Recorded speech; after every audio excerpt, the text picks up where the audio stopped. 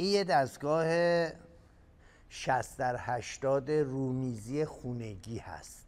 یعنی توی خونه هم میتونه بذاره یه طرف، این شروع کنه کار کردن.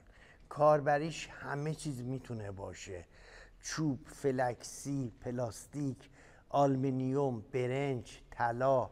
این از همین مدل برای تلافسازی دادیم رفته.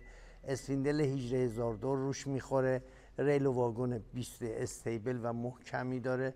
سازه‌هاش خیلی قویه، آهن صنعتی سنگین هست. هر 3 محور بال اسکرو هست.